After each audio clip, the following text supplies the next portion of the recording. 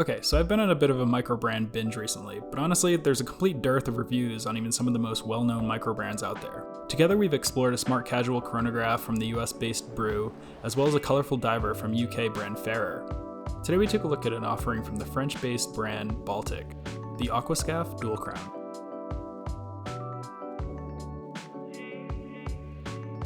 Founded just 5 years ago in 2017, Baltic is led by Etienne Malik and is based in Paris, France. Definitely one of the top handful of microbrands, Baltic offers a wide range of timekeepers across more than 8 different and distinct collections, including divers, 3-hands, chronographs, and even GMTs. Today we're going to take a look at this blue Aquascaphe Dual-Crown reference.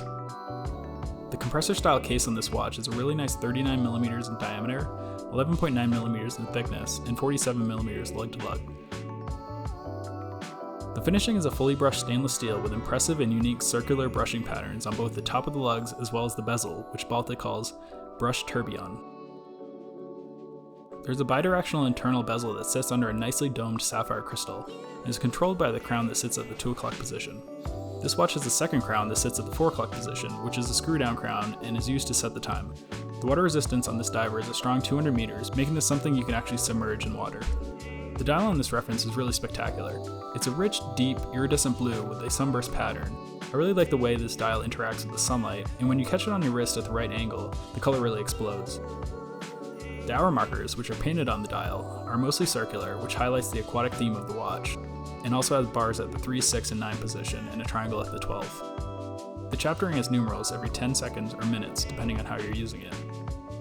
The hour minute hands have a good width to them and are a pleasant shape, something between sword and syringe, and the seconds hand has a nice lollipop near the tip. In the macro shots, you can really appreciate the high quality deep brushing on the edges of the hands on this piece, which is pretty cool. There's minimal text on the dial and there is no date window on this watch, so the face is definitely not too cluttered. There's amply applied lume on all hands as well as the hour markers and the internal bezel, which is really crisp and strong. Equipped with a Miyota 9039 automatic movement, this watch offers hand winding and seconds hacking for easy time setting. The movement has 24 joules and is reasonably reliable, with accuracy from -10 to +30 seconds per day, and provides approximately 42 hours of power reserve, which is pretty standard. The strap on this Aquascaphe is a blue rubber tang-style strap made from recycled marine plastic found at the floor of the ocean, which is a pretty neat touch. The lug width is 20mm and tapers significantly down to 12mm. The strap has plenty of holes, and the underside has a texture which allows your wrist to breathe and vent. With quick release mechanisms, this watch allows for easy strap swapping. I don't talk about packaging a lot on watches, but a quick note here that I was pleasantly surprised by the packaging on this watch. For a microbrand, the presentation was quite impressive and the box felt really high quality.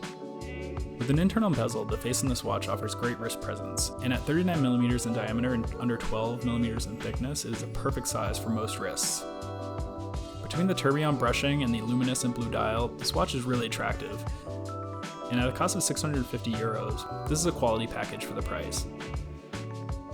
I do like having a date complication, so I do wish it had that, but otherwise this watch is really nice. In my opinion, this watch is not really that polarizing, and I think that most people will find this to be striking in appearance and of really high value. Definitely something to check out, and it might be a potential keeper for me. Anyway, thanks so much for watching, and I'll see you in the next one.